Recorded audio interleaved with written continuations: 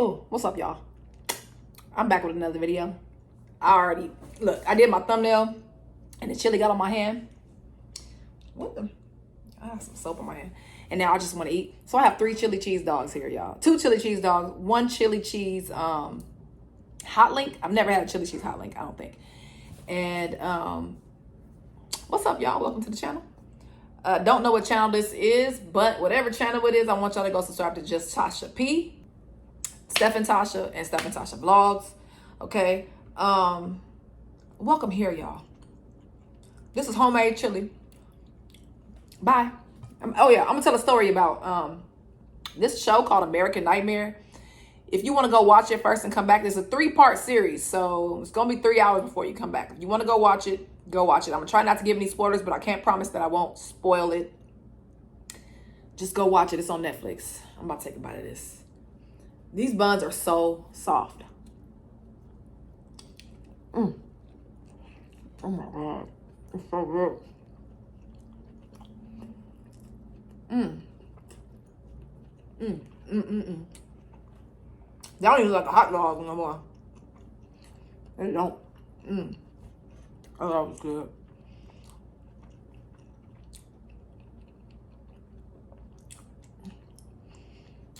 I'm hungry. Give me a second. Whoa. That was delicious.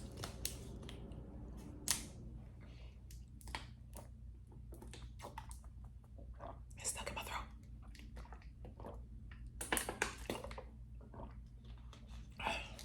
This hot dog box, I should have called this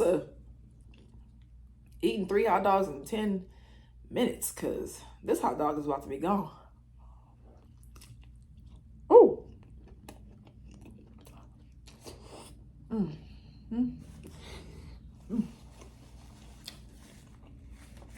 Oh, that's good. This is really my first meal.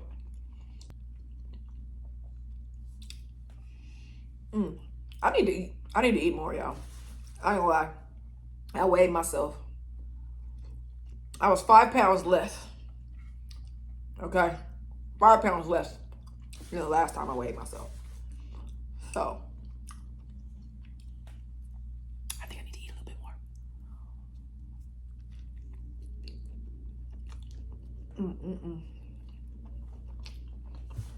more. Okay. I'm gonna show y'all this story. Now, I know I'm not the best storyteller, but I'm gonna try my best to tell it in chronological order. Okay?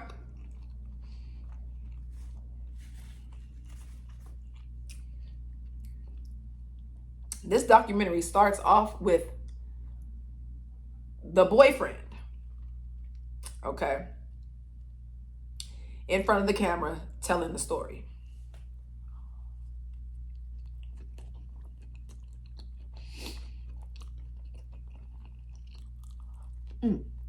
That was great. I did not think I was going to eat all that. So,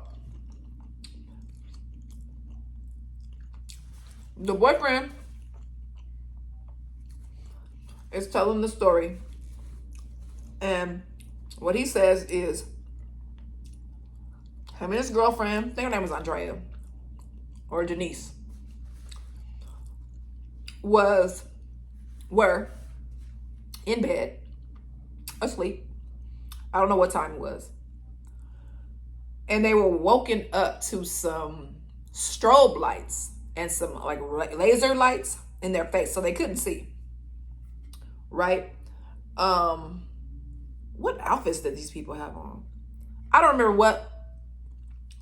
what the perpetrators had on, or the perpetrator had on, but she was told to tie her boyfriend up with zip ties.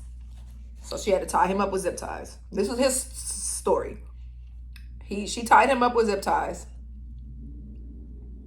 and the person gave him some NyQuil and some other sedative. Made him drink that. Now, I'm not telling you everything because I don't remember everything like that, but I'm telling you what I kind of know. Gave him that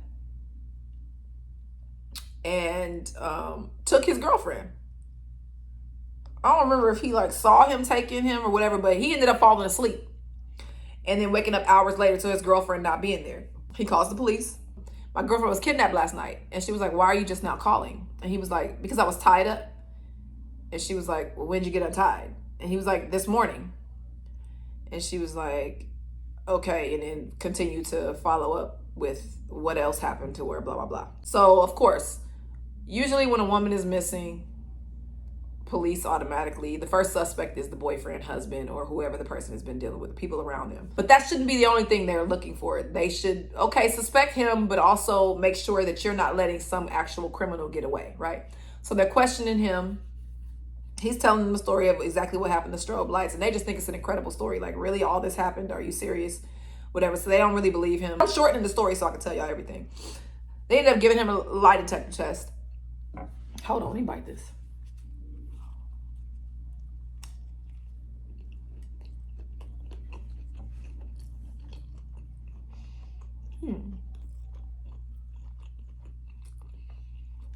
That's the first time doing hot Lincoln chili cheese. It's hot. I need some mustard on that one. Ooh. So, they ended up giving him a lie detector test, right? Told him he failed miserably. Okay. And tell them the truth. You failed miserably, blah, blah, blah. What'd you do to her? We know you did something to her, blah, blah, blah. Meanwhile, her family doesn't know her boyfriend. They only met him. They never met him, actually. So they're probably suspecting him, too, because they've never met him before. And also, the police are questioning him because he has an ex-girlfriend that he still talks to, that he's still trying to kind of get back with. So he flirts with her. He works with her. They all work together in the same place or whatever. So he's still flirting with his ex.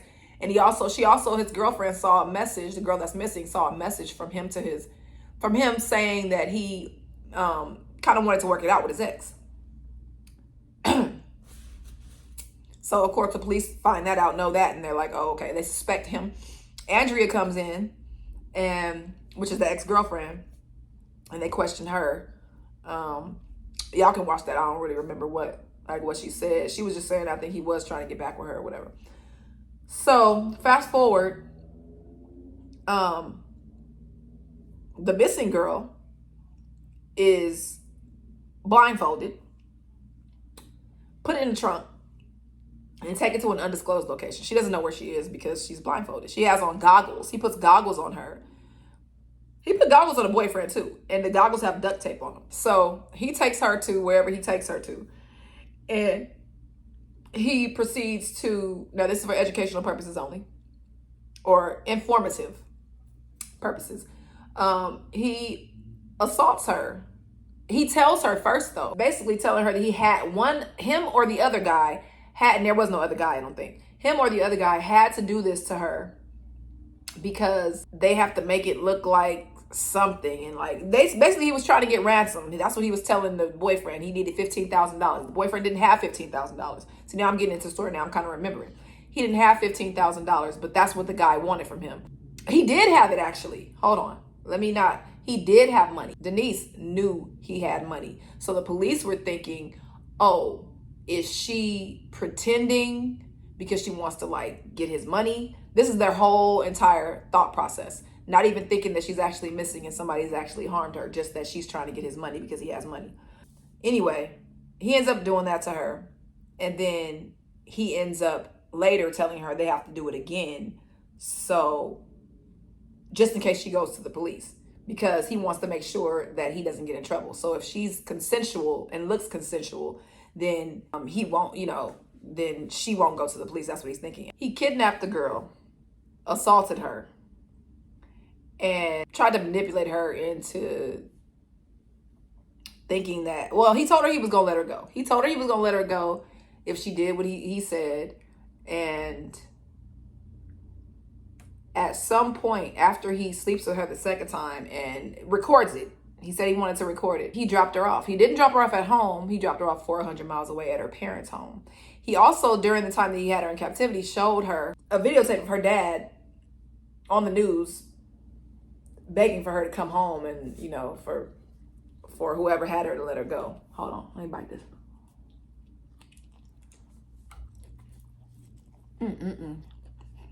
I like this better. So, mind you, the whole time the police aren't really looking for anybody. They keep suspecting the boyfriend. Keep trying to figure out how he's involved. And I know one thing. Andrea, who is the dude's ex-girlfriend, has an ex that also works for the FBI or works for the police. So I don't know if she has something to do with it or he has something to do with it or what, but that's just a piece of the story I wanted to tell you guys. Anyway, he drops her off. The media is there. It's a media circus. The first thing the police do is say that she spent a lot of resources, or they spent a lot of resources, and they're blaming her. They're saying that she's lying, that I don't know if she just wanted attention. She was like the Gone Girl. I guess one of the detectives said that she was. I guess he went and watched Gone Girl and was like, oh, she's doing the same thing.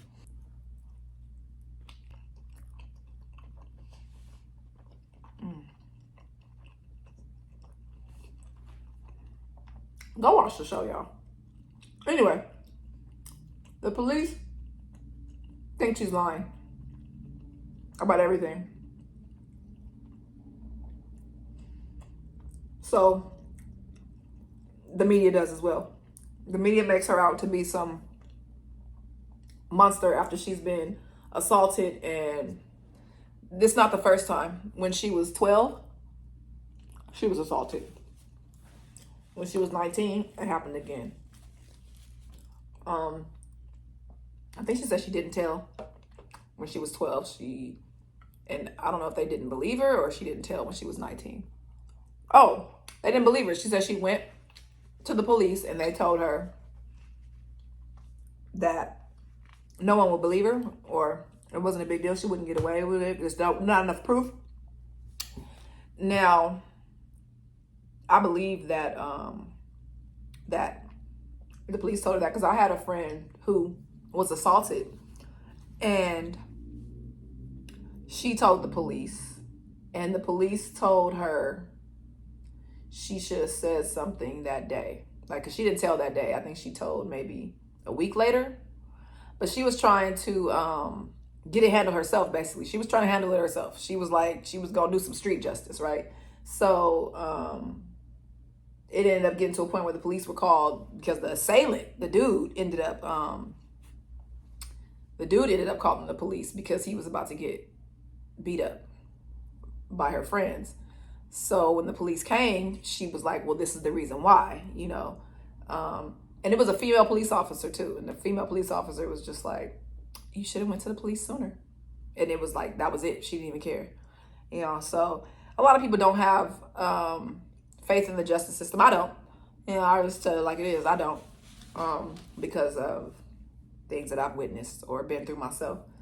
And this guy, I don't remember his name, sorry, in this documentary, he had so much confidence in the police. That's what he was saying in the beginning of the show. He had so much confidence in them. I think by the time it was over, he had no more confidence in the police, no more confidence in the justice system, because media is a circus, y'all. Because they're just trying to make money. They're just trying to get attention, and they're just trying to make money. So it doesn't matter what's right and what's wrong. And even with the police, and I ain't talking about all of y'all, but even with the police, you know, they try to have each other's backs, you know, because there's a brotherhood or whatever, and they lie for each other, and they lie big lies, and they don't even think about the impact that their lies have on the lives of the people they're lying on, because some of them, they just want to, you know, close a case. It doesn't matter, you know, to them who they're closing the case on, as long as it's somebody that they don't like, you know, maybe a brown person, a black person, you know, even any person, you know, a boy, a lesbian, you know, somebody that hurt their daughter, somebody who's a Republican or a Democrat, you know, they will band together and lie. I've been lied on. I remember when I got arrested when I was 19, and I didn't do anything. I really didn't do anything, but pull away from somebody. But I was around someone who did something, but she had every right to do what she did. And I looked at my police report, and they lied, y'all. I mean, big lie. They said all kinds. It wasn't true. None of it was true. I never, ever, and I would never, you know, what they said I did to them, they did to me. But, you know, being 19 and being that it was, 20 years ago, about 20 years ago, there weren't, you know, camera phones, and I didn't have money to get a lawyer and all this stuff. So it got swept under the rug. I had to plead. I didn't plead guilty, though. That's one thing I wasn't going to do. I didn't care if I didn't have any support. I wasn't going to plead guilty to that. But I did plead no contest, which is kind of almost the same thing, you know. And it messed with me for a few years because it was hard for me to get a job. You know, I was applying to all kind of places just to get a job. And I remember one time I walked into Staples and filled out the application. Because at that time, we wasn't doing the phone, the application, computer. It was a handwritten application. I filled out the application. And I handed it to the lady. And she decided she was going to read it right there in front of me. So she went through. She looked. And I remember her getting to the third page, which was the page that asked about the arrest. And she was like, thank you. The look on her face. And I was like, oh, okay. Went to another place. And same thing. You know, I applied to a lot of places and nobody would hire me. I mean, I applied to many. Nobody would hire me. And that was rough. Especially, it was rough because it was something I didn't really do. And I was like, you know, for me, I'm like, why did y'all even have to lie? You could have just arrested me for disturbing the peace, you know, and left it at that instead of lying. They tried to get me on assault on a police officer, all kinds of stuff, which wasn't true. And I didn't get any of those charges. But even with resisting arrest, it was a misdemeanor, you know. So that's, you know, it was just cold. And I know there's a lot of people who are in jail now. And I know I should be eating this. I don't want this bread. That don't deserve to be there. That the police lied on. You know, I was supposed to be telling y'all about the documentary. Anyway, spoiler alert, okay? They ended up finding out that I think 40 miles away, there was a similar incident that happened. And there were a few, actually, incidents that happened where the people were blindfolded, put duct tape over the goggles, and tied up. Come to find out, she was telling the truth. So after years of the media talking about her, talking down on her, a woman who had been assaulted 3 times in her entire life by trash men, and then she has men telling her she's lying, only because they want to close the case, or only because they don't like her, or only because they're just, you know, that's what y'all, it's just sad. But she was able to sue them. I hope I finished the story. If I didn't, look, this is all I could eat. I love y'all though. I should be going live soon. Y'all already know I'll be going live. Will I go tonight? I might go tonight. Today is Thursday, so I might go Friday night or Saturday night. And that's it, y'all. I'm tired. I ain't gonna lie. I'm tired. I wanted to eat these hot dogs, and I also wanted to tell y'all the story, but I don't think I'm a good storyteller. Next time I'm gonna have like a pen and pad, and I'm gonna put it in chronological order, because I don't think I'm a chronological order type of person. But I do love you guys, and I hope y'all enjoyed my, you know, back and forth. Y'all know how